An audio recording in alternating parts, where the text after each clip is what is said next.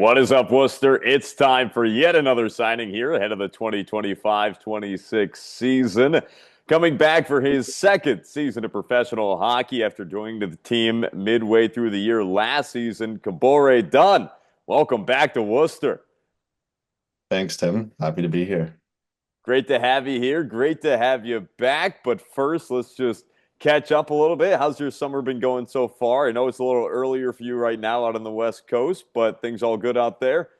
Yeah, it's been going great. Enjoying time in the sun, being with family and friends. It's good to recharge, but I'm looking forward to get back.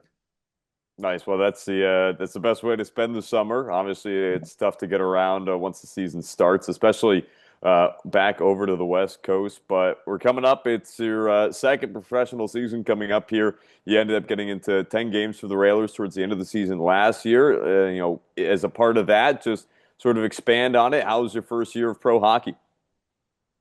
Yeah, it was great. Definitely a big adjustment for me. I feel like I learned a lot, got a lot better. Um, but that's just kind of the first step. I think now it's more than just getting my feet wet. It's about, making an impact, producing, and hopefully bringing a championship back next year.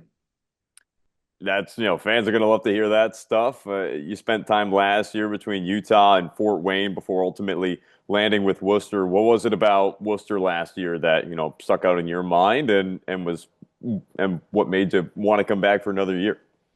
For me, honestly, it was just the culture. Like as soon as I got there, everyone just took me in right under their wing. Tuz was great. The leadership was unbelievable. And I feel like we have something special that I didn't really feel in the other places I played. We all fight for each other no matter what. We have each other's backs. And even away from the rink, all the boys are really close. There's no real like clicks on the team or anything. You can tell being part of it that we have something that not a lot of teams have in the league. You joined the team in February. You actually got flown directly into Dallas while the team was in Allen, getting ready to take on the Americans that weekend. Just sort of recap that time and that transition period in the year.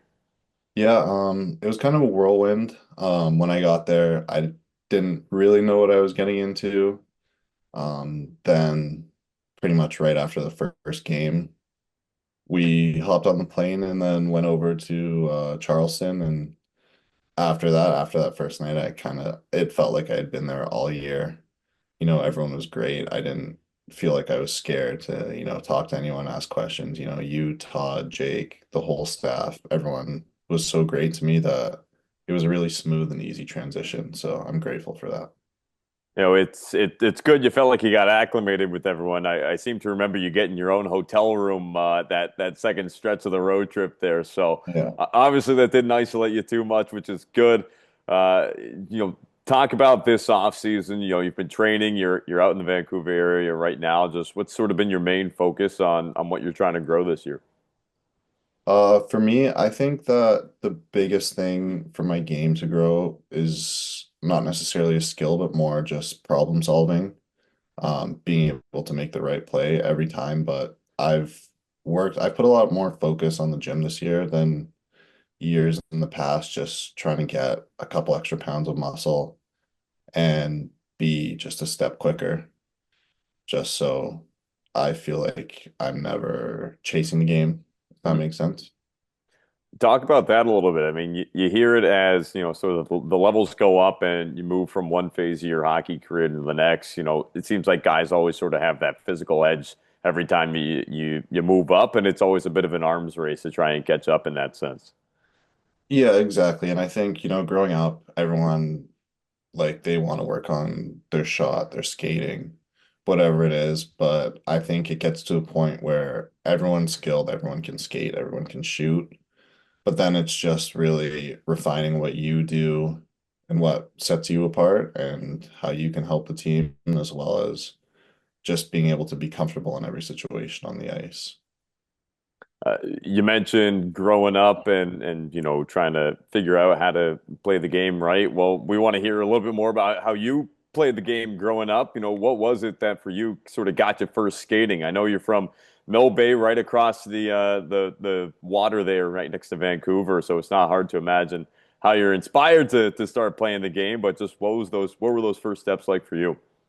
Yeah, for me, actually, my parents never got me into hockey. I found it on TV one day and I was just really interested in it. And then we built a little bit of a rink in my backyard.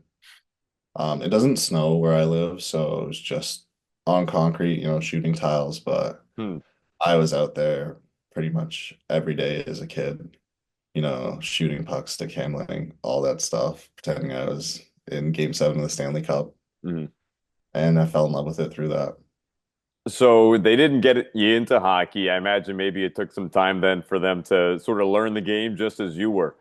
Yeah, yeah, exactly. My dad played growing up, but he never wanted to force me into anything, which was nice. So yeah, he always had some little tips for me, and sometimes he still thinks he's my coach now, but I brush it off pretty quickly, but I still appreciate it.